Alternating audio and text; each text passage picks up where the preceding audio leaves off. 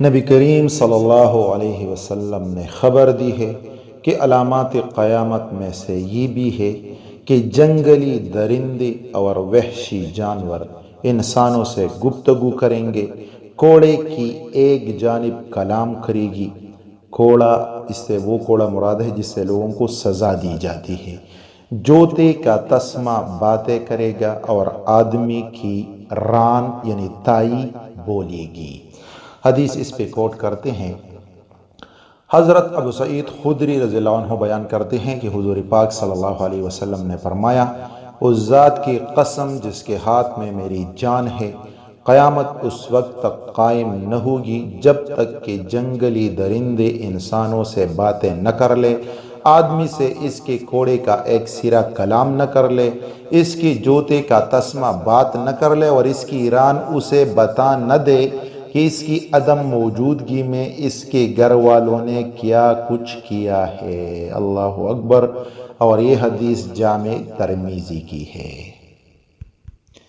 اچھا، اب ان میں سے دو علامتیں یعنی آدمی سے اس کے کوڑے کے پندنے کا باتیں کرنا اور اس کی ران کا اس کے گھر والوں کی حالت بتلانا ایسی ہے جو ابھی تک ظاہر نہیں ہوئی، اور یہ ظاہر ہوں گی ٹائم کے ساتھ ساتھ۔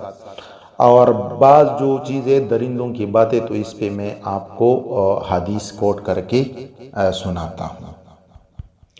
درندوں کا کلام کرنا عہد نبوی میں واقع ہو چکا ہے۔ حضرت ابو سعید خدری رضی اللہ عنہ بیان کرتے ہیں، ایک بار مدینہ کے نواحی علاقے میں ایک بدو اپنی بکریاں چرا رہا تھا کہ اچانک ایک بیڑیا اس کے ریوڑ پر حملہ آور ہوا اور اس نے اس کی ایک بکری پکڑ لی۔ عربی نے بیڑیے کا پیچھا کیا اور اس سے بکری چھڑا لی اور اسے ڈانٹا۔ بیڑی نے اس پر مزاحمت کی اور اپنی دم کڑی کر کے آلتی پالتی مار کر بیٹھ گیا۔ عربی کو مخاطب کرتے ہوئے بیڑیا یوں گویا ہوا، تم نے اللہ کا عطا کردہ رزق مجھ سے چھین لیا۔ عربی نے کہا، کتنی عجیب بات ہے، بیڑیا دم کڑی کر کے مجھ سے مخاطب ہو رہا ہے۔ یہ سن کر بیڑیے نے کہا، اللہ کی قسم تم اس سے زیادہ عجیب بات کا مشاہدہ کرو گے۔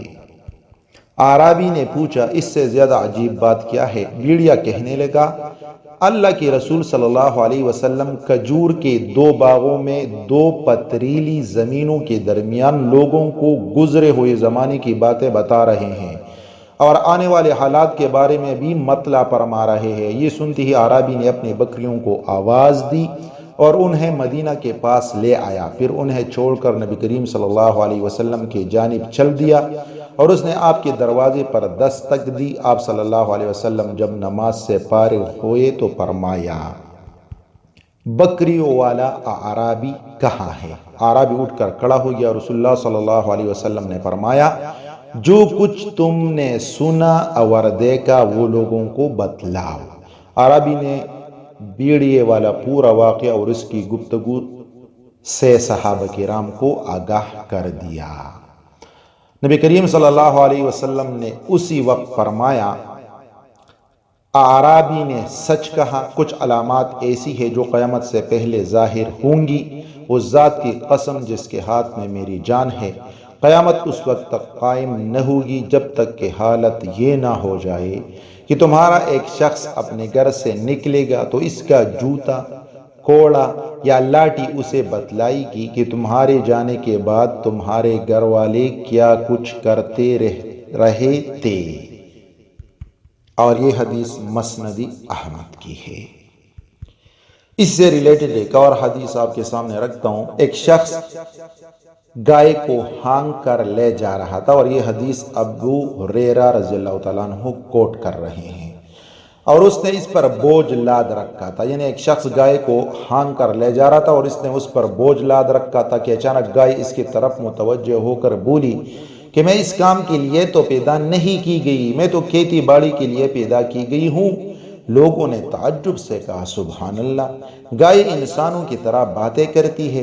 رسول اللہ صلی اللہ علیہ وسلم نے فرمایا، اس پر میں، ابو بکر اور عمر بھی ایمان رکھتے ہیں۔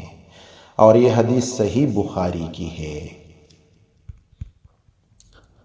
اب جو حدیث میں نے ذکر کی ہے اس میں درندوں اور وحشی جانوروں کے کلام کرنے کا جو ذکر آیا ہے یا گائے کا، تو اس سے مراد اصلی اور حقیقی معنوں میں کلام یعنی باتیں کرنا ہے۔